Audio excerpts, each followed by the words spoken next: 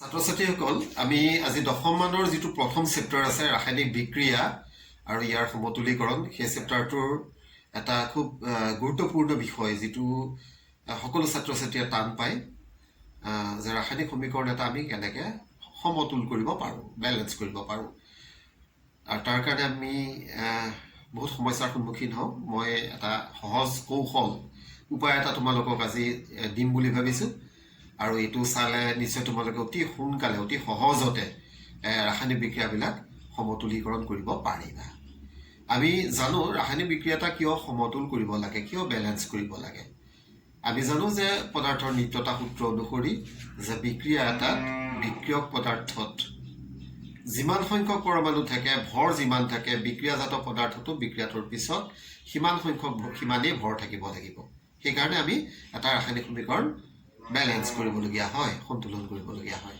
গতিকে আহচোন চাওঁ কেনেকৈ আমি এটা ধুনীয়াকৈ ৰাসায়নিক বিক্ৰিয়াবিলাক আমি কেনেকৈ আমি সমতুল কৰিব পাৰোঁ ইয়াৰ বাবে মই 10টা আমি ৰাসায়নিক সমীকৰণ লৈছোঁ মই আৰু সেইকেইটা মই সমতুল কৰি দেখুৱাম একদম সহজতে তোমালোকে সমীকৰণ যিকোনো ৰাসায়নিক সমীকৰণ সমতুল কৰিব পাৰিবা ৰাসায়নিক সমীকৰণ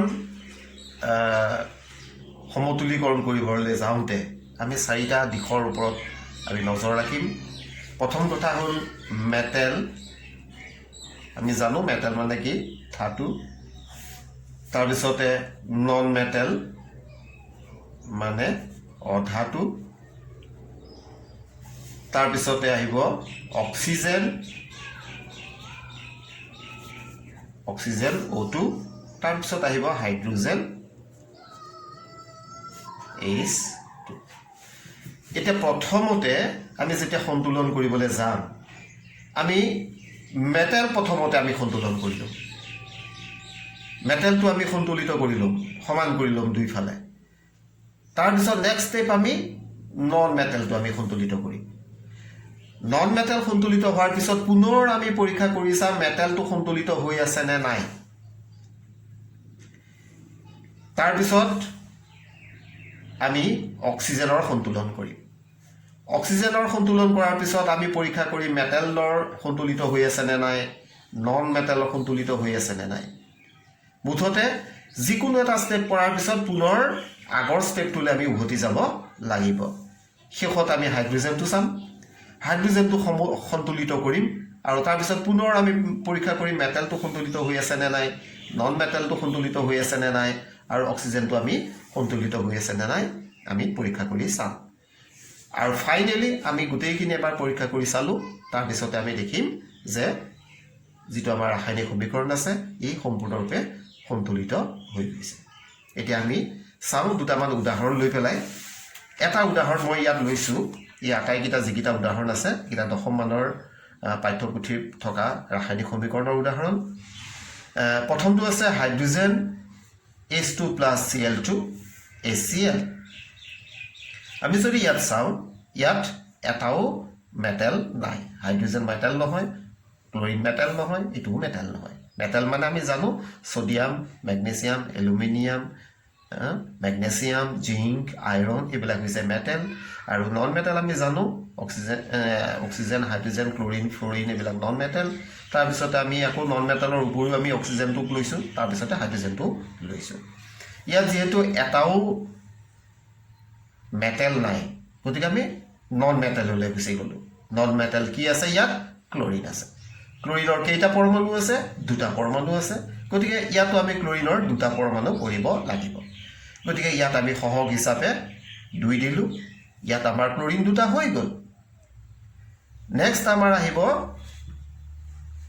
অক্সিজেন ইয়াত অক্সিজেন নাইকিয়া গতিকে আমি অক্সিজেনৰ নকৰিলেও হ'ব নেক্সট আহিব আমাৰ হাইড্ৰোজেন এবাৰ আমি হাইড্ৰোজেন চালোঁ ইয়াত হাইড্ৰোজেন 2টা আছে ইয়াতো হাইড্ৰোজেন 2টা হৈ গ'ল এবাৰ আমি পুনৰ পৰীক্ষা কৰি চালোঁ হাইড্ৰোজেন 2টা হাইড্ৰোজেন 2টা ক্লৰিন 2টা ক্লৰিন 2টা গতিকে এই ৰাসায়নিক সমীকৰণটো সন্তুলিত হৈ গ'ল এতিয়া আমি নেক্সট ষ্টেপলৈ নেক্সট আৰু এটা আমি উদাহৰণলৈ যাওঁ barium chloride aluminium sulphate barium sulphate আৰু এলুমিনিয়াম ক্লৰাইড এইটো এটা দ্বি অপসাৰণ বিক্ৰিয়াৰ উদাহৰণ ইয়াত আমি প্ৰথমতে মেটেললৈ যাম মেটেল প্ৰথমটোত আছে মেটেল বেৰিয়াম ইয়াতো বেৰিয়াম আছে, ইয়াত বেৰিয়াম এটা পৰমাণু, ইয়াতো বেৰিয়ামৰ এটা পৰমাণু সন্তুলিত হৈ আছে, আমি একো কৰিব নালাগে।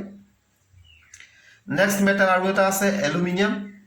এলুমিনিয়ামৰ ইয়াত দুটা পৰমাণু আছে, ইয়াত এলুমিনিয়ামৰ এটা পৰমাণু আছে। গতিকে এলুমিনিয়ামটো আমি সন্তুলিত কৰিবৰ কাৰণে মেটেলটো আমি ইয়াত কি দিলোঁ, সহগ হিচাপে 2 দিলোঁ। 2 দিয়াৰ লগে লগে আমি পুনৰ বেৰিয়ামটোলৈ উভতি যাব লাগিব। বেৰিয়ামটোৰ কিবা খেলি মেলি হ'ল নেকি? ইয়াত দেখিছোঁ বেৰিয়াম এটা, ইয়াতো বেৰিয়াম এটা, গতিকে একো হোৱা নাই, সন্তুলিত হৈয়ে আছে। ইয়াৰ পিছত আহিব আমাৰ নন মেটেল। নন মেটেল ইয়াত কি আছে? ক্লৰিন আছে, ছালফাৰ আছে।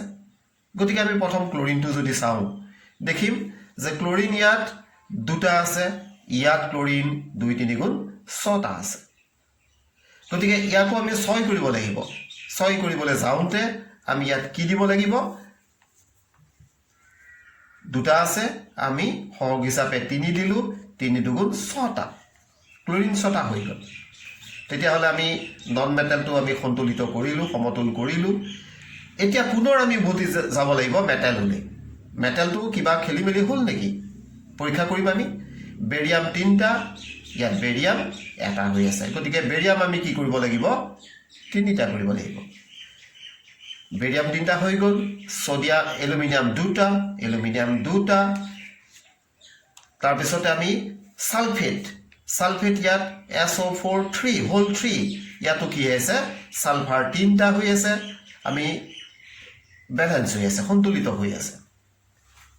নেক্সট আমি কিহলৈ যাম? অক্সিজেনলৈ যাম। অক্সিজেনৰ পৰমাণু আমি গন্তি কৰিম। অক্সিজেন 4 3 = 12, 4 3 গুণ অক্সিজেন ইয়াত কিমান আছে? 12টা আছে। ইয়াত যদি আমি অক্সিজেন চাম তেতিয়া দেখিম অক্সিজেনো কিমানটা আছে? 4 3 গুণ 12টা আছে। গতিকে সমীকৰণটো সন্তুলিত হৈ গ'ল। প্ৰচেছটো যদিও দীঘলীয়া যেন লাগিছে, কিন্তু এবাৰ অভ্যাস যেতিয়া গঢ়ি তুলিম, আমি অভ্যাস হৈ যাব যেতিয়া, তেতিয়া তোমালোকে ইমান সময় নালাগে, পটাপট আমি কেমিকেল ৰিয়েকশ্যনবিলাক আমি বেলেঞ্চ কৰিবলৈ কৰি গৈ থাকিব পাৰিম। নেক্সট 3 নম্বৰ উদাহৰণটোলৈ আহিছোঁ আমি। Na+H2O, NaOH, sodium hydroxide plus hydrogen. পুনৰ আগৰ নিয়মলৈ গৈছোঁ। আমি প্ৰথমতে ধাতুটো চাম। ধাতু ইয়াত ছডিয়াম। ছডিয়াম কেইটা পৰমাণু আছে? এটা পৰমাণু আছে। ইয়াতো ছডিয়ামৰ এটা পৰমাণু আছে। গতিকে ছডিয়ামটো বেলেঞ্চ হৈ আছে, আমি ইয়াক একো কৰিব নালাগে। নেক্সট আমি যাম নন মেটেললৈ। নন মেটেল ইয়াত একো নাইকিয়া। অক্সিজেন হাইড্ৰজেন আছে, নন মেটেল হয়, কিন্তু আমি তাৰ উপৰি বেলেগ নন মেটেল ইয়াত একো নাই। গতিকে আমি 3 নম্বৰ পৰ্যায়টোলৈ যাম। আমি মনত ৰাখিব লাগিব metal, non metal, oxygen, hydrogen. 3 number ষ্টেপটোলৈ যাম। আমি এবাৰ অক্সিজেনলৈ আহিম। অক্সিজেন ইয়াত যদি চাওঁ, অক্সিজেন এটা আছে, ইয়াতো অক্সিজেন এটা আছে। ইয়াক আমি সন্তুলন কৰাৰ কোনো প্ৰয়োজন নাই। গতিকে আমি এতিয়ালৈকে একো কৰাই নাই। গতিকে ৰিচেক আমি নকৰিলেও হ'ব। লাষ্ট পৰ্যায় যিটো হাইড্ৰজেনৰ আমি চাব লাগিব। হাইড্ৰজেন ইয়াত 2টা আছে, ইয়াত হাইড্ৰজেন কেইটা আছে? ইয়াত এটা আছে, ইয়াত 2টা আছে, মুঠতে 3টা আছে। গতিকে আমি হাইড্ৰজেনটো কি কৰিব লাগিব? সন্তুলন কৰিব লাগিব। এতিয়া আমি হাইড্ৰজেনটো সন্তুলন কৰিবলৈ যাওঁতে আমি কি কৰিম? হাইড্ৰজেনটো আমি 4 কৰি পেলাম। 4 কৰিবৰ কাৰণে আমি কি দিম? ইয়াত 2 দিম। 2 দিয়াৰ লগে লগে হাইড্ৰজেন কিমান হৈ গ'ল?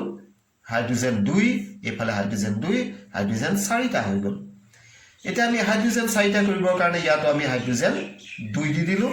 গতিকে হাইড্ৰজেন 4টা হৈ গ'ল। আমি পুনৰ আগৰ পৰ্যায়টোলৈ উভতি গুচি যাম। এতিয়া আমি পুনৰ পৰীক্ষা কৰিম ছডিয়ামত কিবা খেলি মেলি হ'ল নেকি। ছডিয়াম ইয়াত এটা পৰমাণু, ইয়াত 2টা পৰমাণু। গতিকে আমি ছডিয়াম 2টা কৰি পেলালোঁ।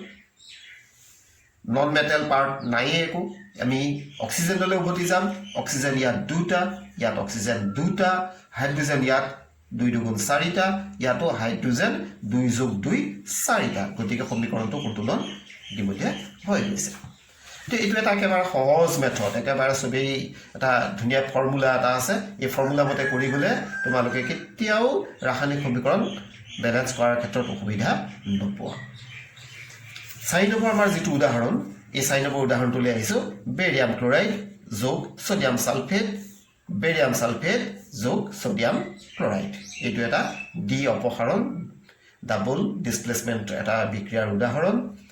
ইয়াত আমি যদি চাওঁ প্ৰথমতে আগৰ দৰে আমি মেটেললৈ যাম মেটেল বেৰিয়াম এটা আছে গতিকে সন্তুলন কৰাৰ কোনো প্ৰয়োজন নাই নেক্সট মেটেল ধাতু আৰু কি আছে সোডিয়াম আছে ইয়াত সোডিয়াম দুটা পৰমাণু ইয়াত সোডিয়ামৰ এটা পৰমাণু গতিকে ছাত্ৰ ছাত্ৰীসকল ইয়াত আমি দুই এটা দি দিলোঁ সোডিয়াম দুটা হৈ গ'ল যেতিয়া আমি নতুনকৈ কিবা এটা সংখ্যা বহাম পুনৰ আগৰ অৱস্থাটোলৈ গুচি যাব লাগিব বেৰিয়ামত কিবা খেলিমেলি হ'ল নেকি আমি চাব লাগিব তে বেৰিয়ামত এটা আছে ইয়াতো এটা আছে কোনো ধৰণৰ খেলিমেলি হোৱা নাই 3 নম্বৰ পৰ্যায়টোলৈ আমি আগবাঢ়ি যাম 2 নম্বৰ পৰ্যায়টোলৈ যে আমি নন মেটেল চাম ইয়াত নন মেটেল কি আছে ক্লৰিন আছে ক্লৰিনৰ ইয়াত দুটা পৰমাণু ইয়াত ক্লৰিনৰ দুটা পৰমাণু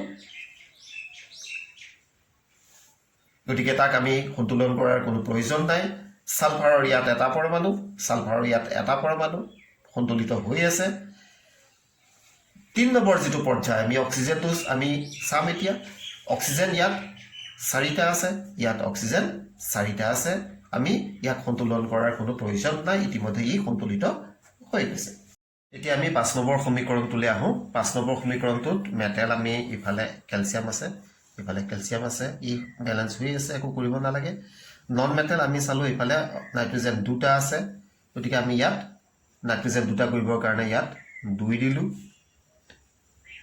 এবাৰ আমি অক্সিজেনলৈ যাম অক্সিজেন আমাৰ বিক্ৰিয়ক পদাৰ্থত আছে 6 2 8টা ইফালে 6টা অক্সিজেন আৰু ইফালে দুটা অক্সিজেন আছে গতিকে আমি 8টা আছে মুঠতে অক্সিজেন আৰু এইফালে অক্সিজেন কেইটা আছে 3 2 6 একে 7টা আছে গতিকে 8টা কৰিবৰ কাৰণে 6 + 2 8টা কৰি পেলালো অক্সিজেনটো ব্যালেন্স হৈ গ'ল পুনৰ আমি চেক কৰিম যে মেটেলৰ কিবা সলনি হ'ল নেকি মেটেলত দেখিছো এটা আছে এটা একো সলনি হোৱা নাই নন মেটেলত আমি নাইট্ৰোজেন যদি চাওঁ নাইট্ৰোজেন দুটা ঠিকই আছে আৰু হাইড্ৰোজেন যদি অক্সিজেন যদি চাওঁ এফালেও 8টা অক্সিজেন এফালেও 8টা অক্সিজেন ব্যালেন্স হৈ আছে গতিকে আমি এবাৰ হাইড্ৰোজেনত যাম হাইড্ৰোজেন এফালে 2 পূৰণ 2 কিমান হ'ব 4 আৰু এফালে কিমান হ'ব 2 আৰু 2 4 সন্তুলন হৈ আছে গতিকে সমীকৰণটো সন্তুলিত হৈ গ'ল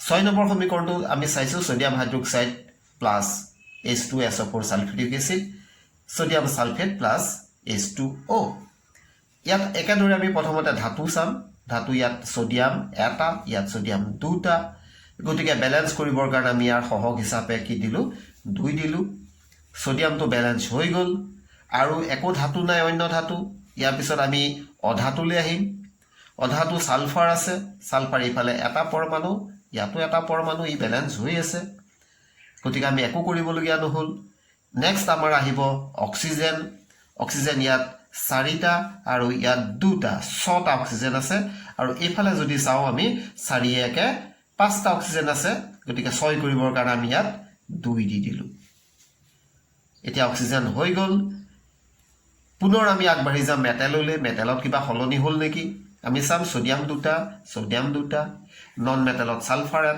সালফাৰ এটা আকৌ অক্সিজেনত আমি পাম এফালে 6টা অক্সিজেনৰ পৰমাণু এফালেও 6টা অক্সিজেনৰ পৰমাণু শেষত আমি হাইড্ৰোজেনটো চেক কৰিম হাইড্ৰোজেন এফালে 2 আৰু এফালে 2 4 এফালে হাইড্ৰোজেনো 2 2 4 হৈ আছে গতিকে সমীকৰণটো সন্তুলিত হৈ গ'ল 7 নম্বৰ ইকুৱেশ্যনটোত আমি আহিছো barium chloride sulphuric acid barium sulphate আৰু হাইড্ৰক্লোৰিক এসিড এটা দ্বি অপসাৰণ বিক্ৰিয়াৰ উদাহৰণ আমি সিকোয়েন্সটো মনত ৰাখিম metal non metal oxygen hydrogen প্ৰথমতে মেটেল বেৰিয়াম সমান হৈ আছে আমি ব্যালেন্স কৰাৰ কোনো প্ৰয়োজন নাই ইয়াত আৰু মেটেল নাই এবাৰ নন মেটেলত আহিম ক্লোৰিন দুটা ক্লোৰিন এটা আমি ইয়াত ব্যালেন্স কৰিবৰ কাৰণে 2 দিলো যিকোনো কাম কৰাৰ পিছত আমি মেটেলটো পুনৰ পৰীক্ষা কৰিম মেটেল একেই আছে নেক্সট আমি আৰু এটা নন মেটেল আছে সালফাৰ ইয়াতো সালফাৰ এটা পৰমাণু তাক ব্যালেন্স কৰাৰ কোনো প্ৰয়োজন নাই তাৰ পিছত আহিব অক্সিজেন ইয়াত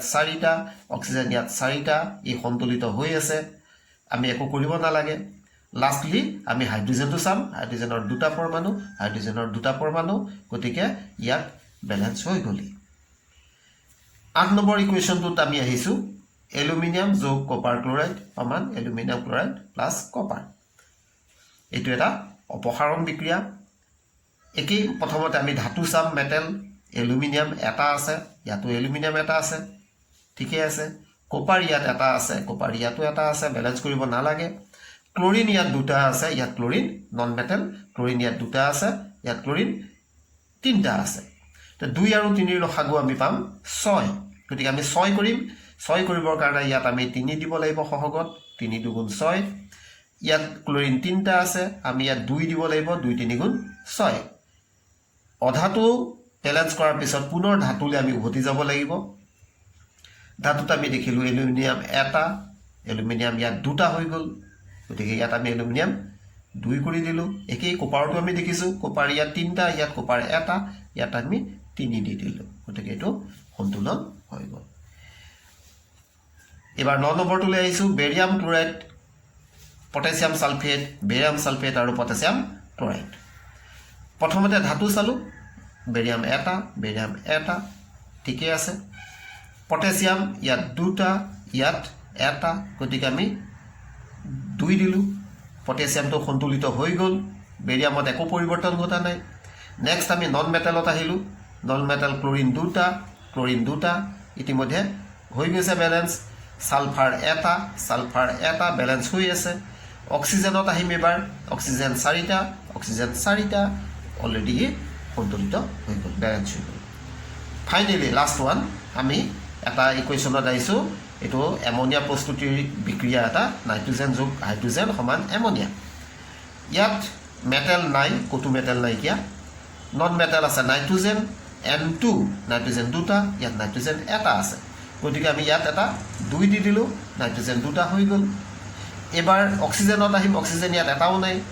আৰু ফাইনেলি আমি কিহত আহিম, হাইড্ৰজেনত আহিম, হাইড্ৰজেন দুটা, হাইড্ৰজেন দুটা হৈ আছে, গতিকে ইউ কি হৈ গ'ল, সন্তুলিত হৈ গ'ল। গতিকে এইটো হ'ল এটা সহজ প্ৰক্ৰিয়া। আমি মাত্ৰ 4টা কথা মনত ৰাখিব লাগিব, কাক প্ৰথমতে বেলেঞ্চ কৰিম। ছাত্ৰ ছাত্ৰীসকলৰ মাজত এইটো সদায় খুদুৱনি থাকে যে প্ৰথমতে আমি ক'ত আৰম্ভ কৰিম, আৰু সেইটোৰ কাৰণে আমি এই ছিকুৱেঞ্চটো দিছোঁ যে প্ৰথমতে সদায় ধাতুটো সন্তুলিত কৰি ল'ব লাগে, বেলেঞ্চ কৰি ল'ব লাগে, তাৰপিছত অধাটো নন মেটেলটো, তাৰপিছত অক্সিজেন আৰু তাৰপিছত হাইড্ৰজেন। কিন্তু প্ৰতিটো কাম কৰাৰ সময়ত আমি পুনৰ আগৰ যিকেইটা কৰি গৈছিলোঁ সেইকেইটা পুনৰ আমি পৰীক্ষা কৰি চাব লাগে যে তাত কোনো ধৰণৰ সাল সলনি হৈছে নেকি। গতিকে এই যদি ছিষ্টেমত কৰোঁ তেতিয়াহ'লে ছাত্ৰ ছাত্ৰীসকল তোমালোকে অতি সহজতে যিকোনো ৰাসায়নিক পৰিৱৰ্তনৰ সমীকৰণেই নাথাকক কিয় অতি সহজতে বেলেঞ্চ কৰিব পাৰিবা। ছাত্ৰ ছাত্ৰীসকল, আজি তোমালোকক এটা খুব সমস্যাত, তোমালোক সদায় সমস্যাত পৰি থকা কেইটামান কথা ক'লোঁ। আৰু এনেকুৱা ধৰণৰ যদি কিবা প্ৰশ্ন আছে তোমালোকে কমেণ্ট ছেকশ্যনত গৈ পেলাই কমেণ্ট কৰিবা। মোলৈ কমেণ্ট কৰিলে মই ঠিক তাৰ ওপৰত তেনেকুৱা ধৰণৰ সমস্যা কেনেকৈ আমি সমাধান কৰিব পাৰোঁ তাৰ ওপৰত আমি ভিডিঅ' বনাই পেলাই মই তোমালোকক দিবলৈ যত্ন কৰিম। আৰু তোমালোকে চেনেলটো পাৰিলে ছাবস্ক্ৰাইব কৰি ল'বা, তেতিয়া আৰু বেল আইকনটো দবাই ল'বা, তেতিয়া যিকোনো নটিফিকেশ্যন থাকিলে তোমালোকে সোনকালে পাবা। আৰু কিবা অসুবিধা থাকিলে তোমালোকে কমেণ্ট বক্সত লিখিবা, সেইখিনি মই যৎপৰোনাস্তি সহজভাৱে বুজাবৰ কাৰণে যত্ন কৰিম।